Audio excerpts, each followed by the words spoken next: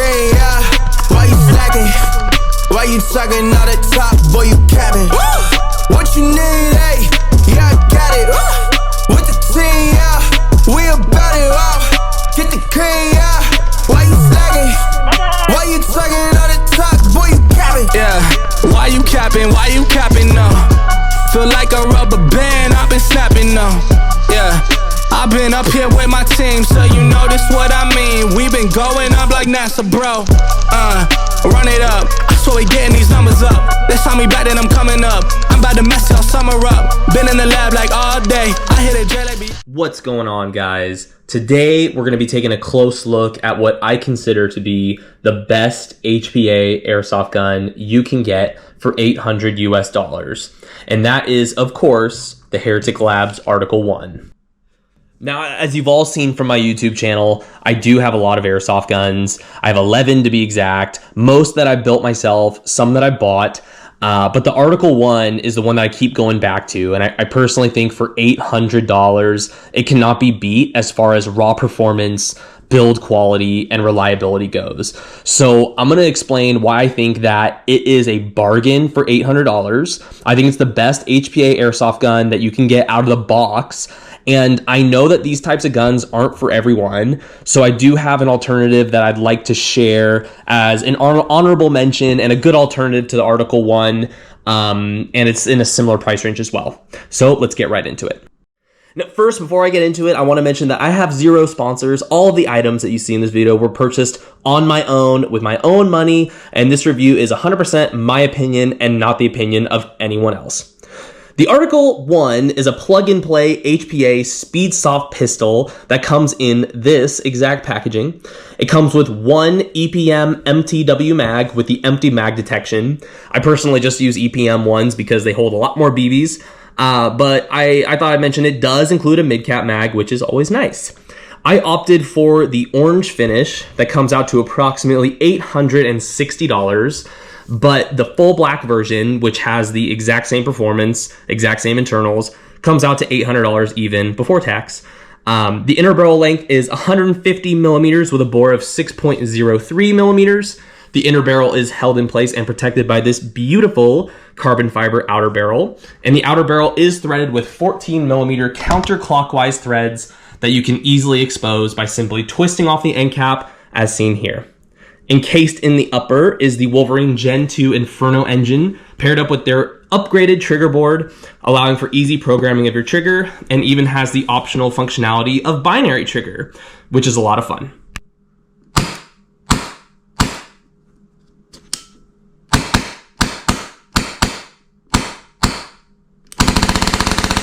If you want to adjust the trigger pull distance, you can easily do that by removing the upper by pressing these two pins in and adjusting the trigger distance screws. I found that the stock trigger pull is plenty short enough for me.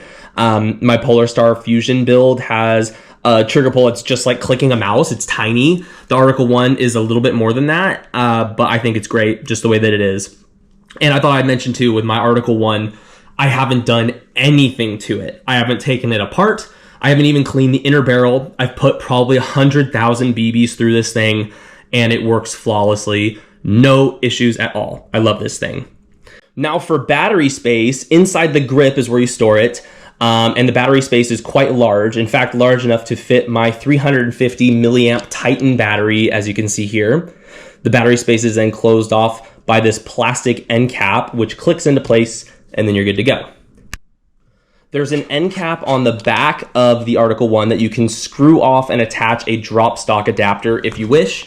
But personally, I like running around with this like it's a pistol. If you want a stock, you can get the drop stock. They also sell a tank grip with an integrated Cat 5 regulator. One of my buddies has that, and it's great. If you want to run around with a tank grip, you can do that too. I have my ESGs that I run around with the tank grip on. So I don't really feel the need to do anything to the Article 1, but it's an option for you if you want it. Now, as far as how it feels on the field when you're running around, it feels just like you're running around with a high kappa. And personally, I love the small guns. I love the pistols. I love being able to run around really quick, maneuver my guns. And also the Article 1, like I said, it's like running around with a high kappa, but you also have the range and control of a rifle. It's super accurate.